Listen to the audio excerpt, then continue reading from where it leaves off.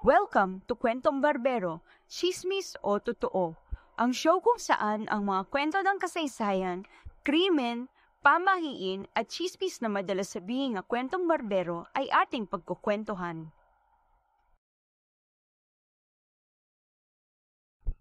Ako si Marites Historian. Sa ating channel, hindi lang chismis kundi pati mga misteryo ng nakaraan, pamahiin, krimen at kasaysayan Pilipino ang ating pag-uusapan. Pero hindi lang dito nagtatapos ang ating kwentuhan. Dahil kahit ang mga kaganapan at kasaysayan ng mundo ay may connection din sa ating paniniwala, kultura at karanasan. Madalas ang mga ganitong kwento ay sinasabing kwentong barbero dahil sabi nila, gawa-gawa lang daw, puro sabi-sabi. Pero teka lang, hindi ba't may mga kwento na dating chismis pero kalaunan ay napatunayan totoo? Mula sa usok ng baraha sa isang lamayan hanggang sa mga bilyong-bilyong pisong taya sa isang dambuhalang kasino, ang pagsusugal ay isang salamin ng ating kultura. Sa Pilipinas, ang pagtaya ay hindi lang simpleng laro ng swerte at malas. Ito ay isang kwento ng tradisyon, kolonisasyon at ng ating patuloy na paghahanap ng pag-asa. Chismis ba o totoo na ang sugal ay may malalim na bahagi sa ating kultura bilang Pilipino? Halika, pag-usapan natin. Ang kwento ay nagsimula bago pa dumating ang madayuhan. Noong 1521 sa mga tala ni Antonio Pigafetta, isang manunulat sa ekspedisyon ni Ferdinand Magellan, nasaksihan niya ang isang kakaibang tradisyon sa Palawan. Ang mga Pilipino ay nagpupusta sa mga labanan ng manok o ito ang kilala nating sabong. Ito ang pinakamatandang forma ng pagsusugal na naitala sa ating kasaysayan.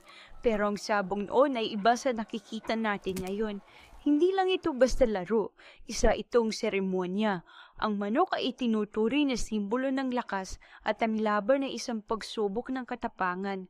Ang mga tayaan ay napapakita ng yaman ng isang tao at ng kanyang status sa komunidad. Bahagi ito ng ating kultura bago pa man maging formal na industriya. Nang dumating ang mga Kastila, dala nila hindi lang ang krus kundi pati ang baraha. Hindi nila tuloy ang inilis ang pagsusugal. Sa halip, ginawa nila itong mas organisado at ginamit bilang pagkukunan ng pera. Dinala nila sa Pilipinas sa mga laro ng baraha at ang isa sa mga pinakapopular ay ang monte. Dito nagsimula ang sakla. Ito ay laro ng Spanish tarot cards na naging bahagi ng bawat lamay. Ang laro ay simple. Ang banker ay naglalatag ng dalawang pares ng baraha at ang mga manlalaro ay tumataya kung anong lalabas sa susunod ng baraha. Ito ang naging libangan ng mga mayayaman at sa mga lansangan na ipasa naman ang mga simpleng laro ng barya. Pero hindi lang saklang ang uso tuwing lamay. Sa bayan ng Rizal at sa Karatig probinsya, sumikat ang tirimbik. Numbers game na simpleng-simple pero malakas ang hatak sa tao. May tambyolo, may numbers board, bawat taya piso-piso lang. Ang saya ng mga tao kahit nagluluksa.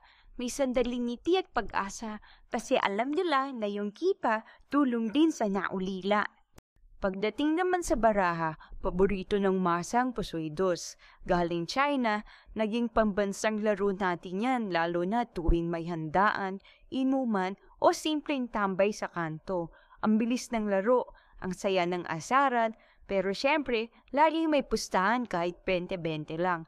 Pusoy dos ang larong mabilis magpalit ng swerte. Minsan, ikaw ang panalo, minsan, abonado ka pa.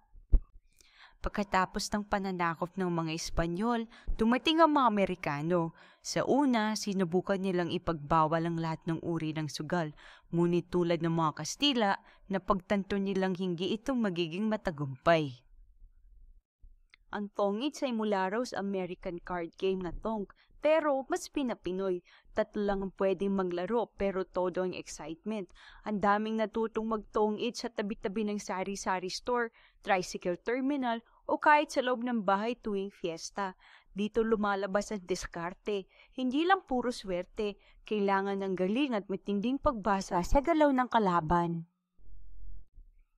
Noong 1912, binuksan ng mga Amerikano ang ilang forma ng pagsusugal para mangolekta ng pondo. Dito nagsimulang maging popular ang horse racing sa mga mayayaman.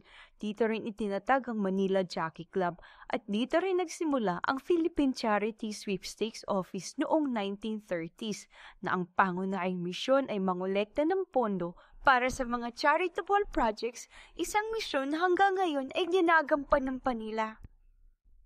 Ang pinagmula ng salitang weteng ay nagmula sa wikang Hokkien ng mga Chinese, partikular sa dialektong Quanzhou Hokkien na pinanggalingan ng modernong Philippine Hokkien. Pinsan, tinutukoy ang laro bilang Chinese weteng nang ipakilala ito noong panahon ng pananakop ng mga Kastila. Hindi tiyak kung kailan nagsimula ang weteng sa Pilipinas, pero nabanggit na ito sa Penal Code ng 1887, kaya't malamang ito ay nagsimula noong 1800s pa. Ang gamit ng mga salita hango sa Kastila ay nagpapakita na impluwensya nito ng kolonya ng panahon na iyon. Noong 1893, lantaran ng binebenta ang mga tiket ng weteng sa mga barkong bumibiyahe sa iba't ibang isla. Isa sa pinakakilalang mananaya ng weteng noon ay si Jose Rizal. Nanalo siya ng 6,200 pesos habang naka-exile sa Dapitan at ginamit niya ito para bumili ng lupa na ngayon ay isa ng historical site. Naging parang pambansang lottery na kahit sino basta may piso pwedeng mangarap. May kobrador na umiikot, may tambyolo at may mga numerong sagrado. Kahit pinagbawal, hindi talaga nawala ang weteng at minsan pa nga naging bahagi ng malaking skandalo at kasaysayan ng politika sa bansa.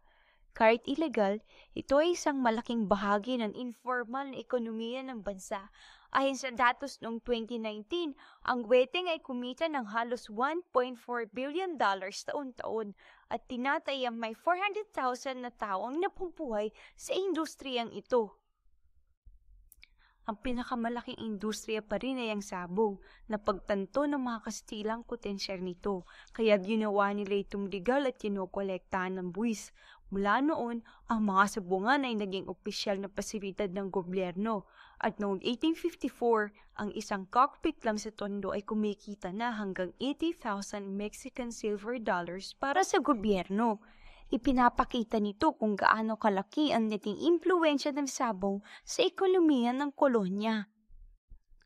Ang modernong pagsusugal sa Pilipinas ay nagsimula noong martial law. Sa panahong ito, itinatag ang PAGCOR, ang Philippine Amusement and Gaming Corporation noong 1976. Ang pangunahing misyon ng PAGCOR ay tatlo.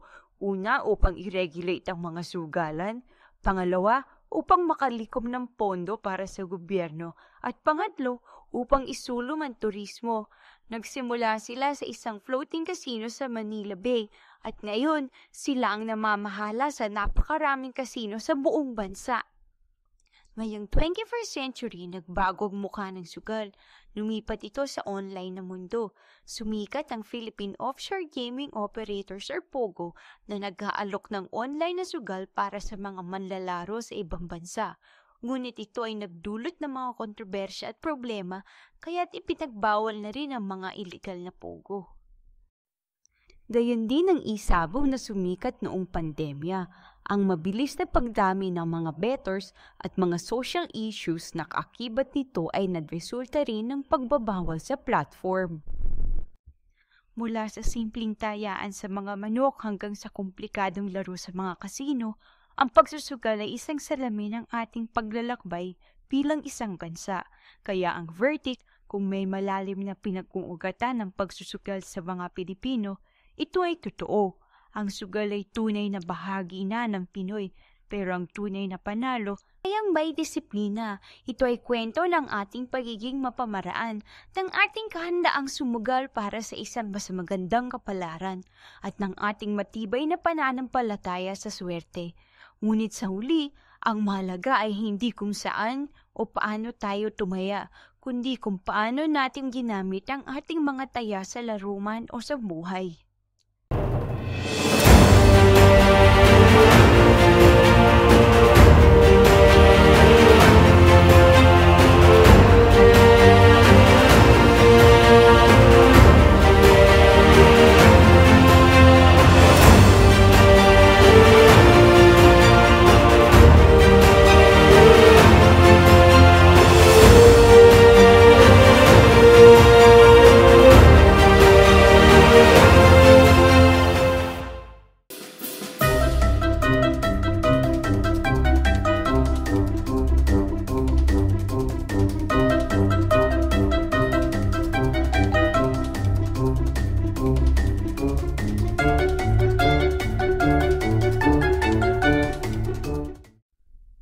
Ayan mga kamarites, natapos na ang ating kasaysayang kwento.